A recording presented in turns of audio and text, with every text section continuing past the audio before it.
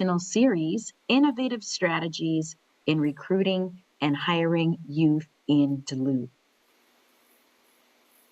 At this time, I'd like to introduce Joe Remblewitz from the College of St. Scholastica, who will deliver a brief introduction. Take it away, Joe. Thanks, Jeba. Hey, everyone. I'm Joe. I'm with the College of St. Scholastica. I'm an admissions counselor in the Stender School. Just wanted to stop and say hello and welcome everybody and give a shout out to some of our programs that we are going to be starting this fall. So the Stender School has a few cool programs, a few that are based in healthcare, if you're in that field. We also do an MBA in Leadership and Change, kind of the people-focused program. And then on the other side, we do data analytics, if you're more numbers-oriented or want to become numbers-oriented. Within that program, we also have a cool new cert that's focused in artificial intelligence.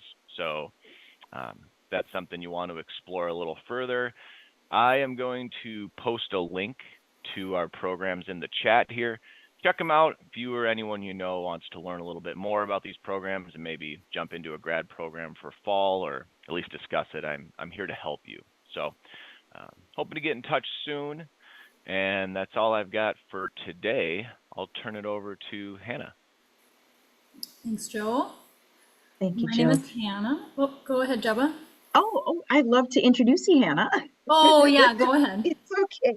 Oh, Okay. I'm so excited to have Hannah Grunzke with us today. Hannah has spent her career in Duluth helping individuals overcome barriers to employment, education, and independent living. She currently serves as a youth career counselor with Duluth Workforce Development's Yes Duluth program, with a passion for learning how to increase equity in Duluth's labor market. She works to engage in diversity, equity, and inclusion initiatives and shares what she has learned with our region's employers and educators and service providers. Welcome, Hannah, and thank you for joining us today. And we're excited to learn these awesome, innovative strategies. Thanks, Jeba. Thanks, Jeba, and thanks, Joe and the Chamber for hosting this webinar today as part of the Duluth Area Chamber Education Series. I will be presenting on innovative hiring strategies, tips for attracting and retaining a diverse work group of youth and young adults. As Jeba said in her introduction, I work with the City of Duluth Workforce Development Department in a program called Yes Duluth. We are a grant-funded program that serves at-risk or underserved youth ages 14 to 24 in their education and employment goals. Workforce development is part of the Career Force system in Minnesota. Career Force is Minnesota's career exploration and job search resource. We are a conglomerate of service providers, including state, city, and nonprofit agencies based across from City Hall in what used to be called the Workforce Center. We serve individuals from all walks of life within eligibility-based programs for youth, adults, and older workers, and also to the public as a free service. We also serve employers in a variety of ways. I'll be speaking on the topic of innovative hiring strategies for young people today with a goal of helping employers to build and retain a diverse and dynamic workforce, also with the goal of helping to prepare employers to better support youth in the workforce. The participants that we serve in Yes Duluth are often underrepresented in the workplace as they are largely in demographic groups that face disproportionately high unemployment rates due to age, race, disability status, and other factors. The individuals we serve have valuable skills and potential. They just need a little guidance in accessing opportunities and a little support in their learning. In Yes Duluth, we assist young people in navigating education programs, gaining employment experience, and career planning.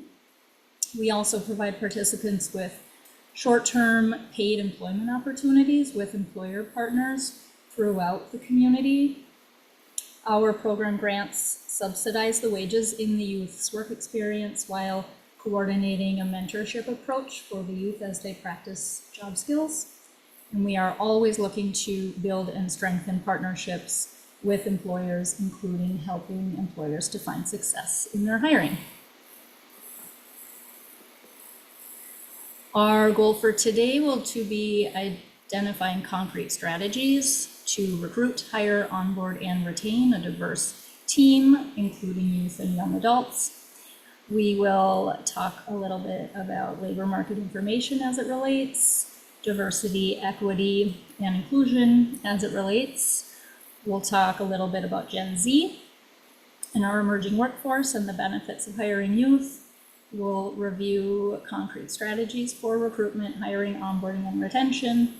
And at a couple points, I will stop for any questions if you want to unmute yourself and ask a question. I'm also really open to that happening when I'm not offering that up. Feel free to raise your hand or unmute. I'm happy to pause at any point to clarify or discuss. So feel free to raise your hand or jump in. All right. Labor market information, or LMI, is a collection of data about the workforce, including employment, unemployment, and labor participation rates. The labor market information reviewed today has been provided by Carson Gorecki, who is Deed's Northeast Regional Analyst. Carson is a partner within the Career Force system. And if you ever have the opportunity to attend one of his presentations through the Workforce Development Series, he provides really interesting and up-to-date information on our labor market. 16 to 24-year-olds account for over 16% of our population that is eligible to be in the workforce in the Duluth metro area.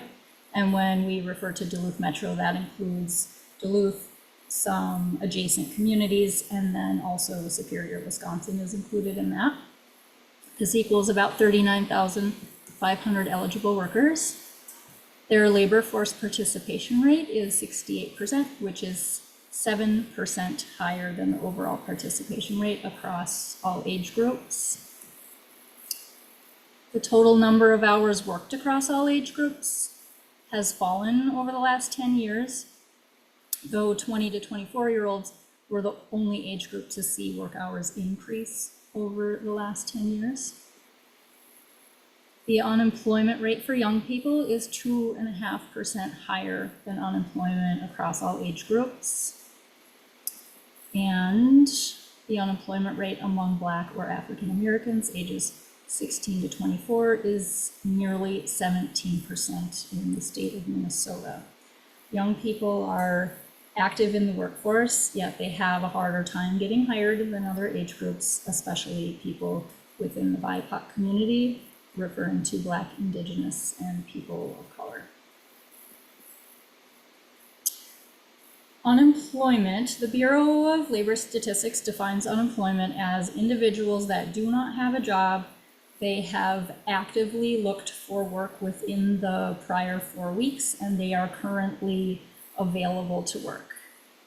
Across all age groups, unemployment rates are just over 3%, and that number has fallen since last year's statistics, and the rate of unemployment is higher among young people than the general population. I did notice that teenagers ages 16 to 19 in last year's statistics had lower unemployment rates in Duluth than across the state, but this year the unemployment rates in that age group are higher in Duluth than across the state. And we see significant disparities when looking at unemployment rates by race across Minnesota.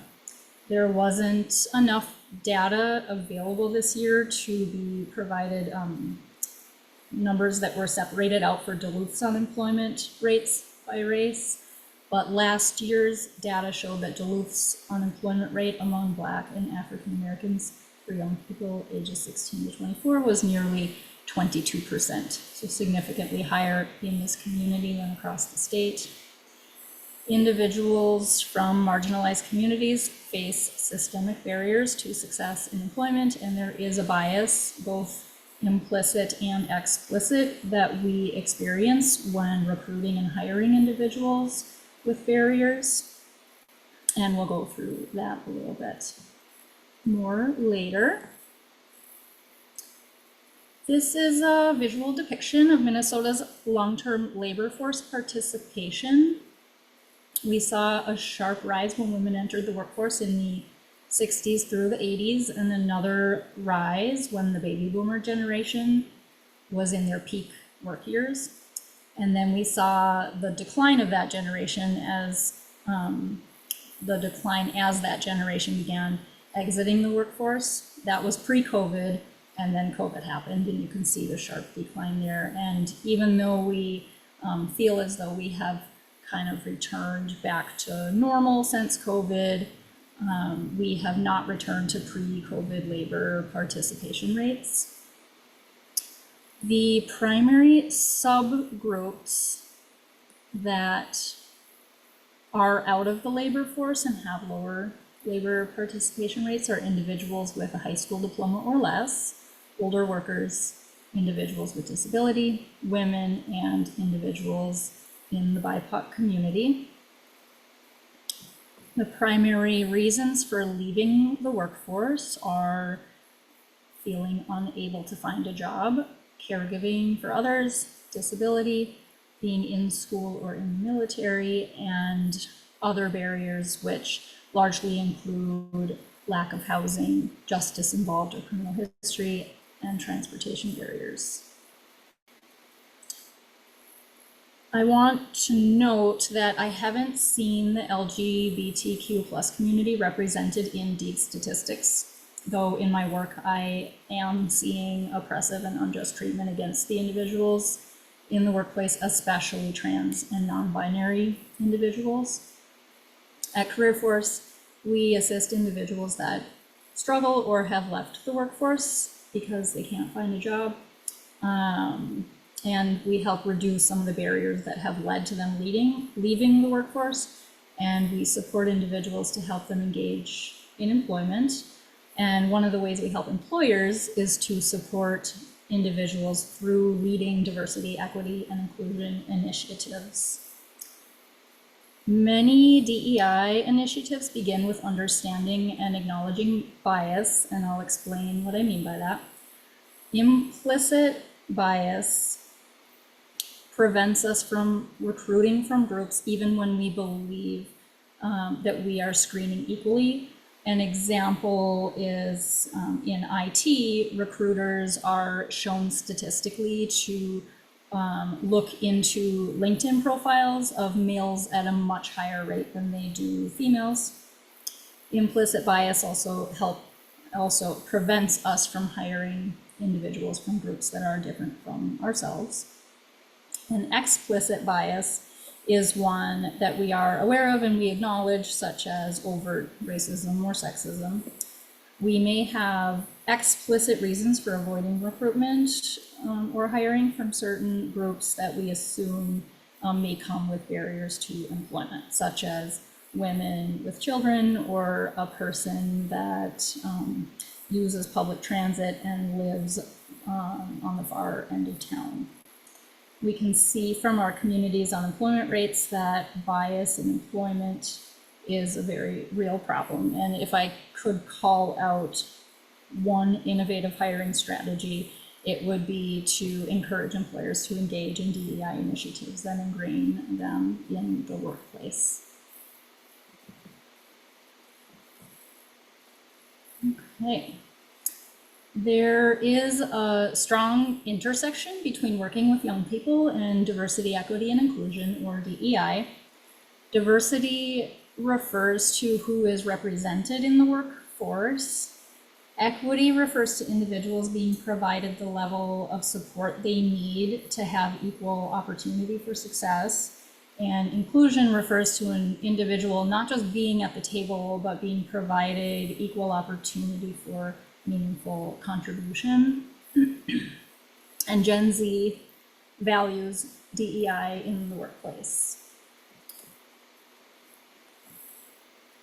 Gen Z is a more racially diverse population than the total population. And when I refer to Gen Z, this is individuals who are currently between the ages of 12 and 27, sort of our young and emerging workforce. Gen Z is a more racially diverse population than the total population. In Duluth, currently 25% of our K through 12 students are part of the BIPOC community. In a 2023 survey, 28% of young people ages 18 to 25 identified as LGBTQ+. Gen Z values diversity and are drawn to jobs and companies that align with their personal values and beliefs. They want work that is meaningful and has a positive impact on others. And I can say in my work, I am absolutely hearing this from young people. They're often leaning into employment or career planning in social services. Environmental and social justice is coming up a lot. And they're thinking and talking about workplace culture and work-life balance as being their primary concern in career planning. Young people can be leaders in DEI initiatives if you're struggling to build in capacity for the work in your team. It's my belief that young people can be strong leaders in this area. Prioritizing DEI isn't only a benefit culturally, but increasing diversity in your workforce is shown as statistically likely to increase your financial returns. Diversity culture in the workplace can lead to higher profits, greater innovation, and greater employee satisfaction overall. Diversity isn't about fixing one stage in the hiring process, such as recruitment or hiring. Diversity culture is a holistic sense of belonging in an organization for all. So I encourage you all to join our Employer Champions Initiative and engage in DEI lunch and learn events. This is one way to access this type of learning. The DEI discussion itself in the lunch and learns is valuable, and then we highlight other trainings and resources available through the community.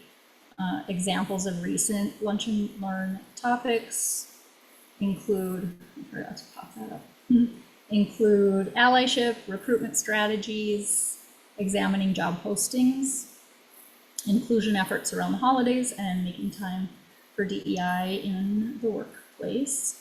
We have an upcoming lunch and learn on August 1st. The topic of that is addressing burnout or fatigue in DEI efforts. There are other resources available on Workforce Development's Employer Services webpage, including the soon-to-be updated Diversity and Inclusion Employer Action Guide, which is a really valuable resource.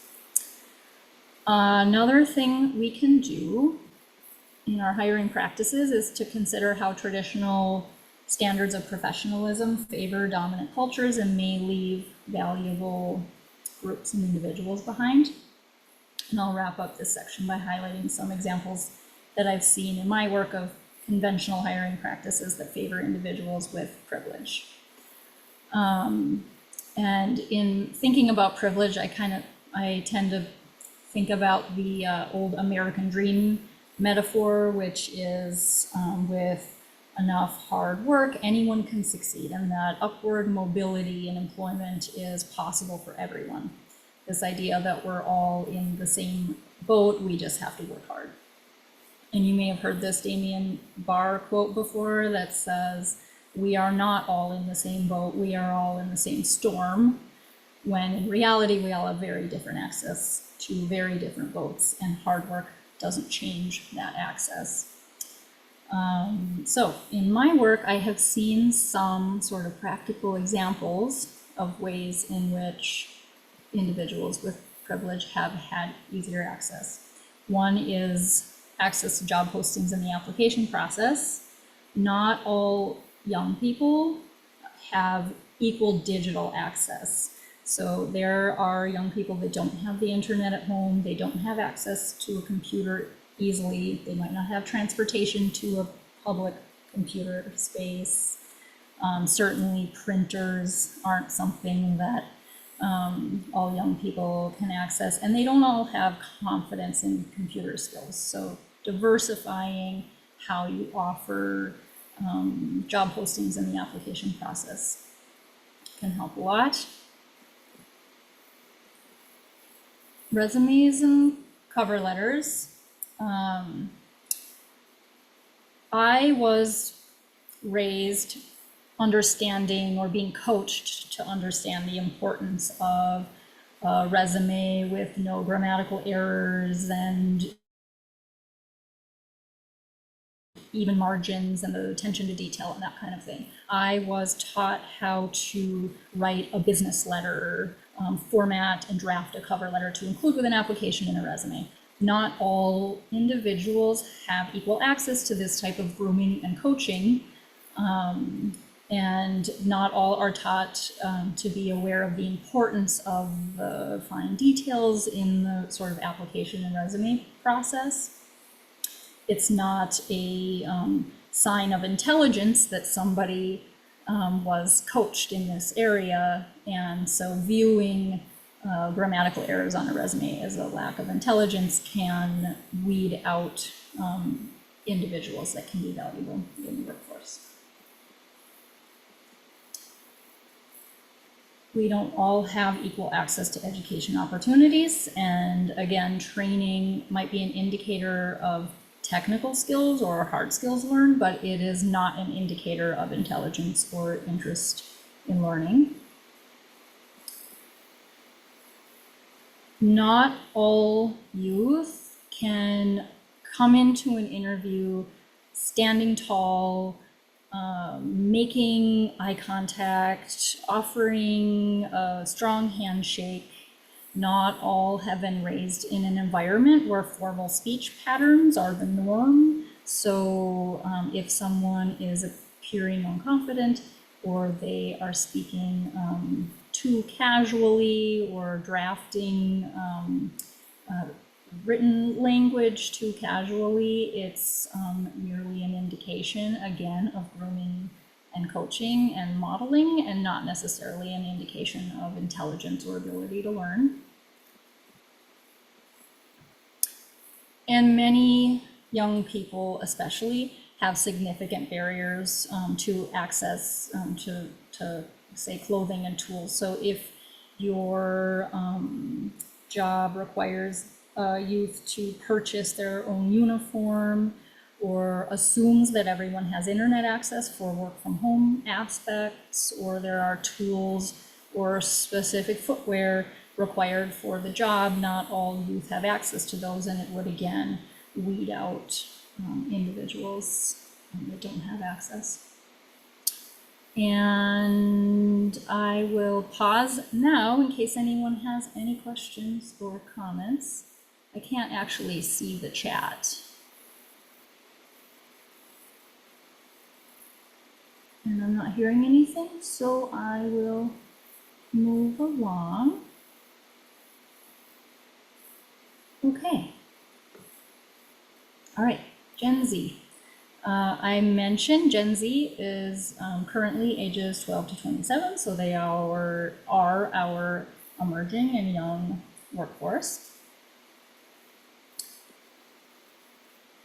Gen Z is expected to represent 27% of the workforce by the year 2025.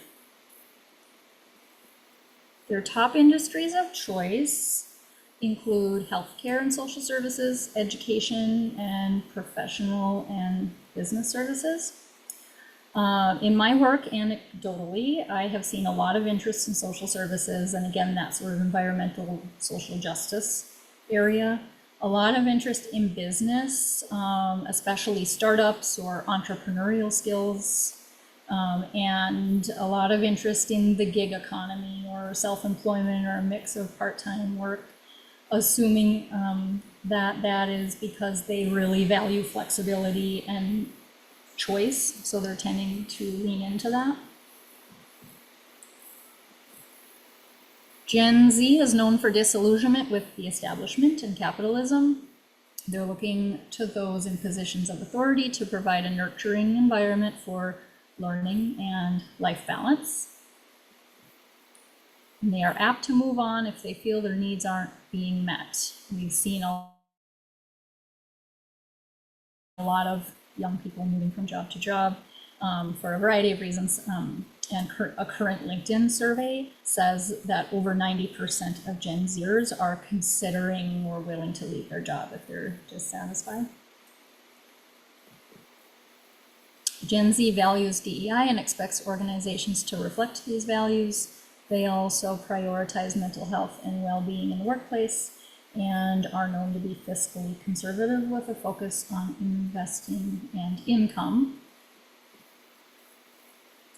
They value transparency. They want open conversations about salary and career progression.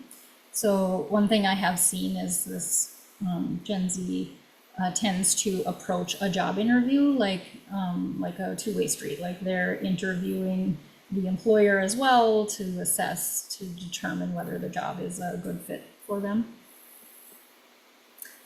They are known for embracing change, valuing flexibility, being resourceful, independent learners, entrepreneurial, and less tolerant of authoritarian environments. And as we have seen, Gen Z is known for being very active on social media, especially visual platforms, and therefore a lot of them are shown to be visual learners over other learning styles.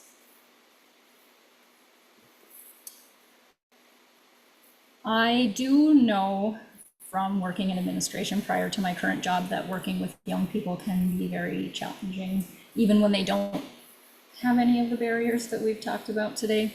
But there are also benefits in hiring young people. Young people may be more open to new ideas and technologies. Not to say they all come in understanding certain technology systems, but they're known to be quick learners in that area. For example, recent students may have experience with new theories and innovative problem-solving approaches. Young people value and prioritize work-life balance, which can improve productivity, performance, and tenure in the workplace. Many young people are eager to learn and build on their future with a strong work ethic. There can be cost savings in providing wages and benefits to those just starting out. Young people celebrate difference and value equity and inclusion. And investing in young professionals early in their careers can help companies develop and retain talent for the long term, as well as recruiting friends for the work team. Okay, and now we are going into the 4 sections: recruitment, hiring, onboarding, and retention. And we'll start with recruitment. I have a lot of notes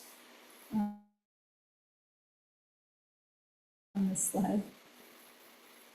Build relationships with community organizations that connect with a wide audience, advertise in a variety of spaces and platforms. There are a lot of opportunities in our community to volunteer and table at community events all over town. There are community centers and public spaces that serve a wide audience. And as I mentioned, not everyone has equal digital access, and a lot of youth are hearing about jobs through word of mouth. So really putting yourself out there as a partner. There are a variety of online platforms beyond like Indeed type job banks. And youth are hearing about jobs through things like Facebook and TikTok as often as they are Indeed. And a platform such as LinkedIn can be really valuable for some, but a lot of young people are not using that type of platform. Create job postings that are easy to read using language that appeals to everyone. Examples being like using gender neutral language, avoiding really academic kind of complex wording or terms that maybe not everyone knows what they mean, or especially acronyms. be aware of green flags and red flags in job postings. So I think about this one a lot because I sit down with young people to scan job postings online all the time. And I've seen that they react to job postings similarly to the way that we see employers react to resumes, and they're looking for similar things. So green flags would be that it's easy to read, there's plenty of white space, that the keywords are kind of jumping out at you. When I always tell young people, include the most important information that you want the employer to know in the top third of the page, because it's sort of human nature to skim and make a snap decision, even if you're not realizing it. So, but I've seen a lot of job postings where the top third of the page is like a block format, paragraph description of who knows what. The youth are never reading that. We're like scrolling down looking for basically 5 key things in a job posting. What is the job? Where is the job? Who is a good fit for the job? Especially green flags would be if the skills are listed in terms of transferable skills and not only technical skills, and whether there's an opportunity for on-the-job training. Why would you work here, with transparency in pay and benefits, and a brief notes about company values, and then how to apply. In addition to any technical skills and credentials that you're stating that are like non-negotiable, indicate clearly technical skills. There's an opportunity for training. Youth will like read themselves if the preferred qualifications are stated in ways that don't apply to them. If you can, state preferred qualifications in terms of transferable skills. Many young people read a qualification as it's written traditionally or conventionally and believe they don't qualify. So a couple of examples that I see is under qualifications, it'll say experience in customer service. And then I sort of interpret that for the young person. If you enjoy talking with people and you're able to handle customer complaints in a positive way, this would make you fit for the job. So maybe thinking about rewording your job postings to be something that the youth can more easily identify with. Another really thing I see on job postings, it'll state strong written and verbal communication skills. And a lot of young people read that and are like, that does not apply to me. When, you know, I kind of interpret it for them and say they really just want to know if you have an interest in learning and you are willing to ask questions.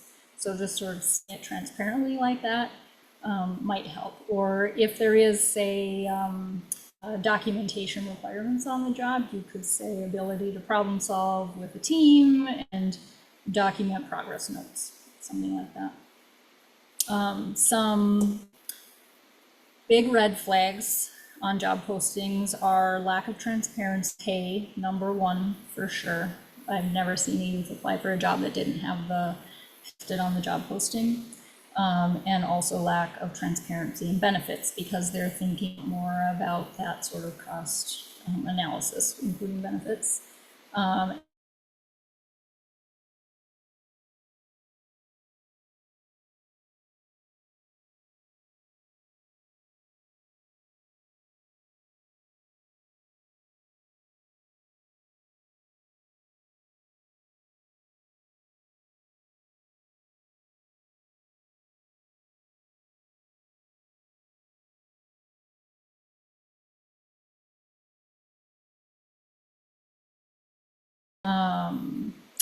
Or they just didn't attend half their senior year, and it's just quicker and easier for them to get their GED than to try to work on that credit recovery. And many youth do not drive, especially in Duluth this seems to be the case, but they do have access to reliable transportation. So restating that, instead of saying driver's license required, you could state that access to reliable transportation is required. Offer a variety of ways to apply. A lot of youth don't have access to a computer, but they do have access to the internet on a cell phone. So making sure that the application is mobile friendly, that it's not too cumbersome to work through on a phone. Offering like a paper application on site is really helpful. A lot of youth don't have access to the internet regularly or consistently. They would rather independently just walk in and grab one. Let's see. And again, remain transparent. So they're looking in the job postings for the pay, the benefits, work culture, sort of stated briefly. If there's a background check required, a drug test required, or a credit check required, and the youth have any concerns about those things, if it's not stated on the job posting, they will not apply. So being transparent about those up front will help. Okay, moving on to hiring. Be communicative through the application process. I'm not seeing a lot of willingness in young people to be patient with hiring managers, probably because when they apply for 5 jobs, they're often getting 4 or 5 job offers. For example, I've seen young people write an employer off if there is like a lack of follow through on the employer's part for when they said they would follow up. Or a start date gets pushed out with poor communication. Often the young people are sort of moving on. Applicants of all ages really appreciate a confirmation of application received and clear communication about where they're at in the process. Offer flexibility with how and when interviews are provided. If it was like in-person interview, maybe phone interview, maybe web-based interview. I know a lot of employers are already offering that variety. Being willing and able to communicate via text message or social media messaging is important with young people. We know that they often prefer to text and are like really uncomfortable using the phone sometimes. And I have seen a lot of young people use like Facebook Messenger as their texting method, and that being the only way that they communicate.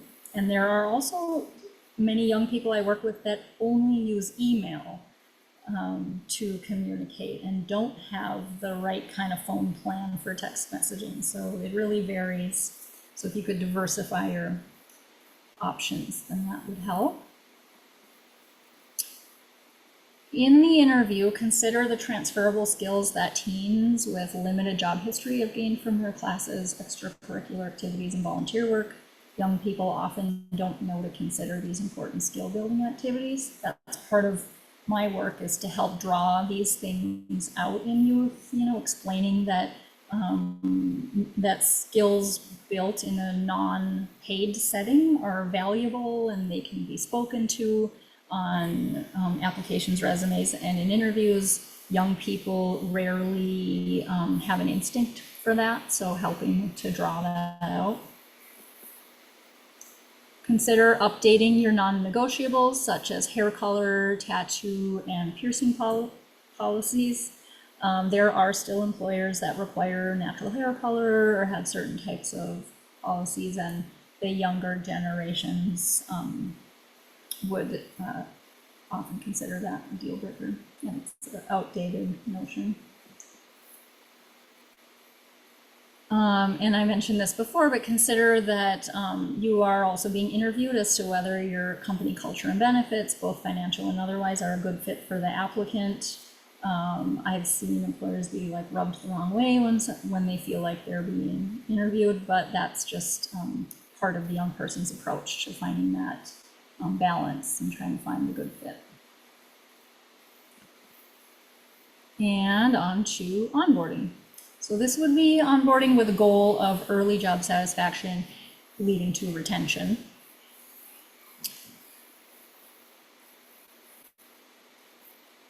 Oops.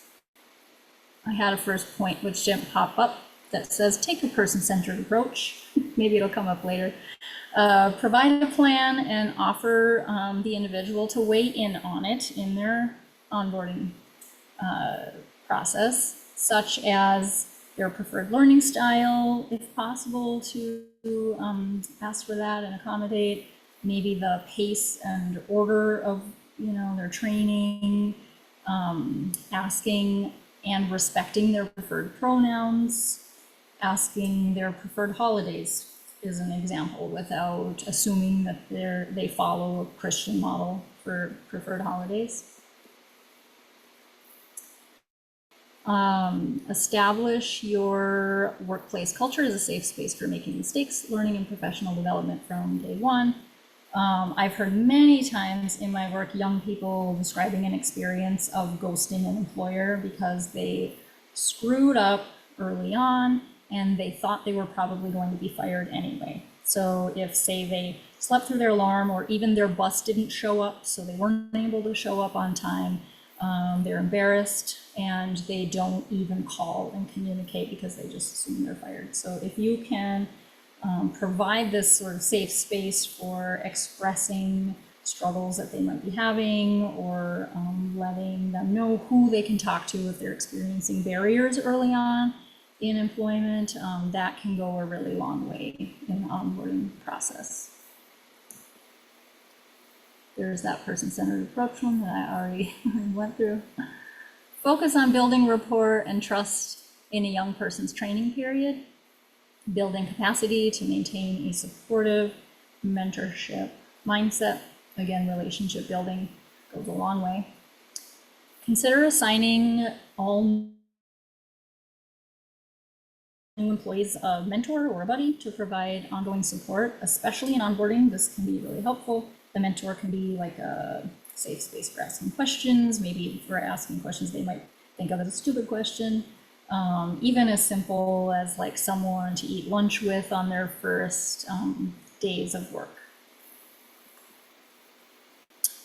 For young people especially, it's important to clarify unwritten rules and important soft skills in your new employee training. Often we'll focus on technical skills and hard skills, but not all workplace etiquette is common sense to everybody, and it hasn't always been modeled to them by their mentors.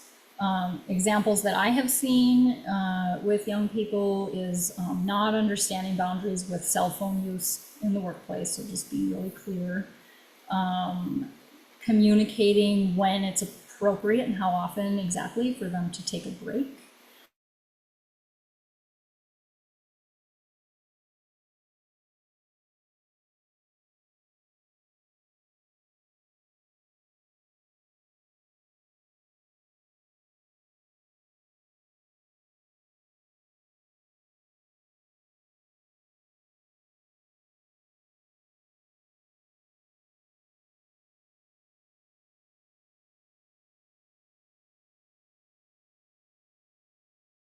I have seen employers struggle with obviously being short-staffed and putting a lot of pressure on entry-level employees especially to work a lot, work more than they ask for, work more than they can handle, and especially like work more than allows them to keep a balance with their education demands. So to talk through the barriers and respect that balance that they need for their education demands would be really nice. It's happening a lot in employment settings, especially for the young people, and it's been a huge barrier for them in retention. And this is our last point before we go into any discussion. In terms of building retention in your young workforce, letting youth employees have a voice is really important to them, providing chances to share opinions and suggestions about how things are done. Giving young people the space to express what's important to them will help them feel heard, and it also gives an opportunity for employers to be transparent about why things are being done the way that they are. Keep young people engaged, give them something interesting to do, and empower them with responsibilities that play into their individual strengths. Hopefully some of those strengths can be sort of talked about and identified in their onboarding process. And as I said, engaging youth in DEI initiatives is a good way to help keep them engaged. Early and frequent incentives are effective in retaining young employees. Consider offering recognition and incentives in their first days, weeks, and months of employment. Studies have shown that like retention bonuses and recognition is really valuable, but for young people especially, you don't want to wait until like 6 months or a year. They need that feedback early on in their employment. Create engaging perks in the workplace, such as listening to their favorite music or coordinating lunch breaks with friends. Young people especially enjoy like feeling joy in their work. And maintain a culture of transparency. Again, really important for young people. Explain changes before they happen, explain why changes are happening, and give young people an opportunity to weigh in so they can feel heard. Goes a long way in job satisfaction and retention. And that was my last point before discussion. We're on good time, it's 11:50 right now. And I am always genuinely interested in learning from employers because I do trainings like this every once in a while. So knowing like what has worked for you that you've tried, is there anything that we're like pushing in these types of trainings that you've tried that really hasn't gone well? Did anything jump out at you that you could see yourself trying and incorporating in your workplace practice? And I will stop talking and open it up for discussion if you like.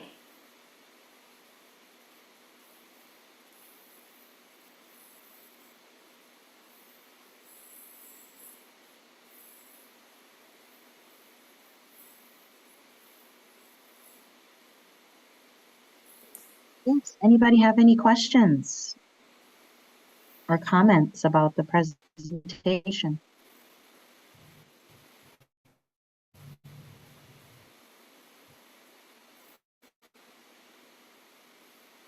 Thanks, Kelly.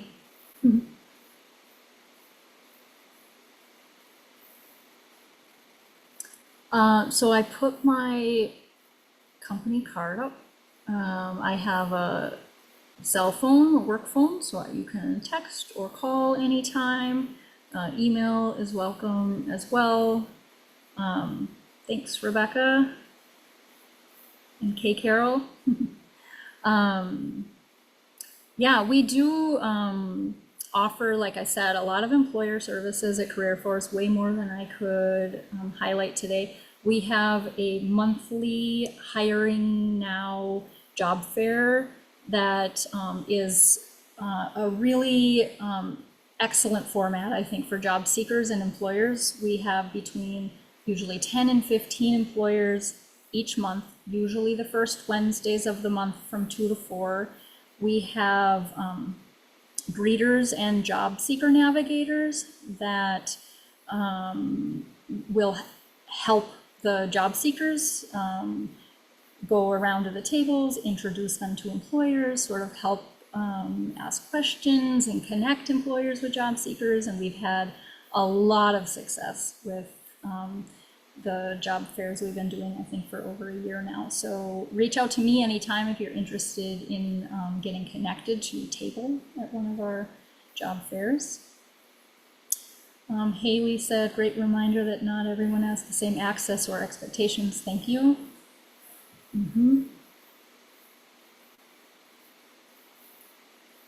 Yes, thank you so much, Hannah Grunzke. I just love how you have that holistic approach of being equitable for our youth, and those reminders of finding the green flags and those soft skills is so important in this work.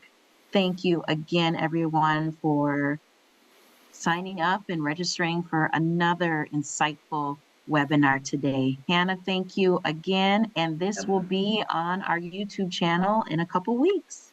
Take care, everyone. Okay. Have a great day. Yes, you too, Hannah. Thank you.